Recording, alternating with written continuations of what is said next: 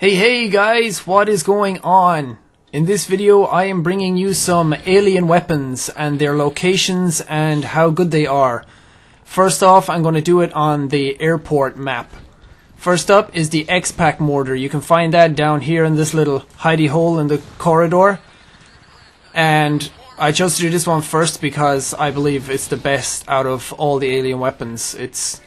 It has the most damage output, I believe, and it has crazy splash damage. You'll see this coming up on the shot here. I fire, and it's a good bit left of where the guy is, but it just decimates him anyway. Come back here, pick up the mortar in the same place. Now, one thing to note about this gun is that it fires in bursts of 3.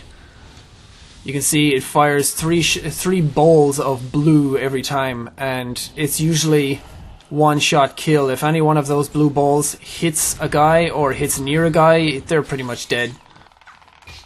A good tactic I find with this gun is to try and spray a large area, so kind of turn while you're shooting rather than just firing in one spot. I know there's a guy coming down here, so I fire to try and take him out, and I kind of turn left as I'm shooting, and because I do that, I actually kill a second guy who was in the hallway. Because, as I said, this thing has crazy splash damage, so if you're anywhere near a dude, they're pretty much going to die unless they have armor mode on. Second place to get the mortar is down around here. You come down and it's up on this platform here, near the mounted heavy machine gun. I tried to take out the pinger, but I'm just kind of too far away to be able to do it. Every time you pick up a mortar, you get 6 shots, so you basically only have 2 uses of it. One burst of 3 and then a second burst of 3, so always try to regulate your shots properly. Of course, it's not always reliable. It may seem like every time you shoot near a guy you're going to kill him, but sometimes the game can kind of mess up and you can shoot right in front of a guy and still not kill him. Just like that.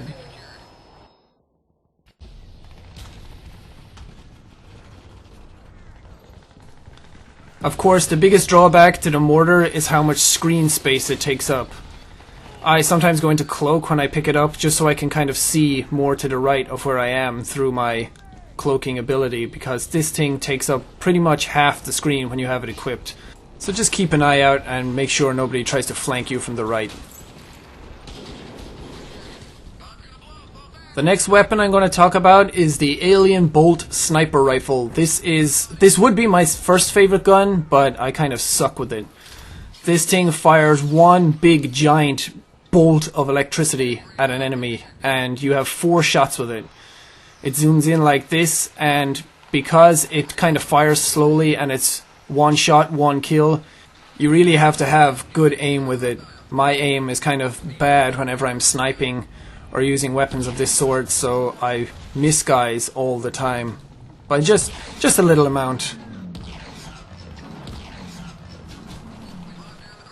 Of course, when you do get kills with it, it's pretty spectacular. You really feel very powerful when a guy comes out of nowhere and you drop him in one giant, powerful shot.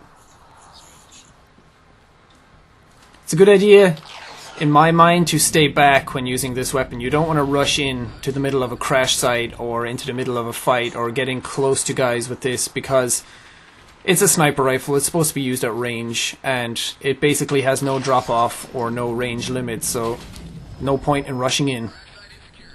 Second location for the sniper rifle is up here near the crashed plane. There are usually 2 locations for each alien weapon on every map. As far as I can tell, that's how it works anyway. Again, this would be my favorite weapon if only I could use it that bit better.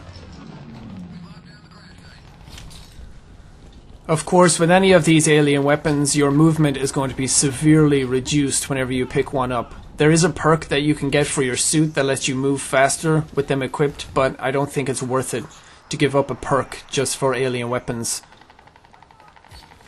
It's a shame this gun doesn't work like it does in the single player. In the single player, if you hit a guy or hit near a guy, the electricity travels from one person to the next. But I guess you can't have it too powerful, killing like 2 or 3 guys in one shot.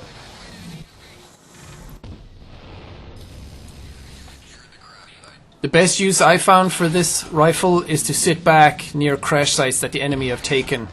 Try a bit better than I do and pick off guys that are at the crash pod taking points, and then when all your shots are gone, rush in and take the pod for yourself. Next gun I'm going to talk about is the Reaper Cannon, or this game's alien version of a minigun. One of the locations is down here next to this big dude. And this is another gun that kind of takes up a lot of screen space, so sometimes I go into cloak so I can see a bit better. You also want to try and compensate for the rev up of the gun, like any minigun in any video game. So try and pre-fire so your shots come off just as you see the dudes pop out. This gun is pretty powerful. If you get 2 or 3 shots on a guy, they're basically going to go down instantly. But one of the drawbacks is, of course, that it has ridiculous recoil. So a good idea sometimes is to crouch while shooting or getting closer to your enemies. At distance, it's kind of hard to hit guys. Just trying to control that recoil is a bit hard. It's a good weapon for clearing out crash pods that are taken by the enemy. You can basically go in and just slaughter a lot of dudes fast, but if they spot you, they're usually going to be able to take you out before you take them. I'm not really a big fan of this gun. It makes a lot of noise, so you get attracted a lot easier. And I don't really get a lot of kills whenever I use it. If I ever find it, I usually don't pick it up because of that recoil, and it burns through ammo very fast, so I don't think it's very effective. Normal guns are usually a bit more effective than this. Next gun up is the pinch rifle, another gun that I don't really like. One location is down here in these tunnels, and I don't really like this gun because it fires slow and the recoil is a bit too much for its rate of fire, and whenever I'm shooting it I don't really get a lot of kills. Maybe that's just me, but I don't really like this gun. Other alien weapons are very powerful and 1 or 2 shots take down dudes, but this you kind of have to stay on target a bit more, and I really don't think it's worth sacrificing your speed for something like that doesn't kill guys fast enough. Second location for this gun is down here in the building inside the airport terminal. And one thing to note about the pinch rifle is that it has 2 fire modes.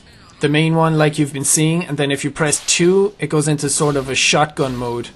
And it can be very effective at close range, but sadly I use it at long range and it's very ineffective. It's a shame this gun isn't better because I really like the look of it and the animation when you shoot and the sound of it. Alien weapons were kind of glitching for me after I used them and the ammo ran out. My guy would drop it and he wouldn't equip his main weapon again, so I was running around with no gun and I couldn't even melee. The last gun on this map, and definitely the worst gun in the entire game as far as I'm concerned, is the Incinerator. First location is down here, and I really don't like this gun. It has awful range. It doesn't really do much damage, and guys drop you way sooner than you can drop them with this. I like the idea of the gun because, let's face it, flamethrowers are always cool no matter what game you're playing, but to sacrifice your speed and your killing potential, never ever pick up this gun. It is the worst gun in the game and you will kill nobody with it. I actually don't think I've ever killed somebody using this gun, so I just don't use it. And compared to some of the other alien weapons that can drop guys in 1 or 2 shots, this thing is just a joke.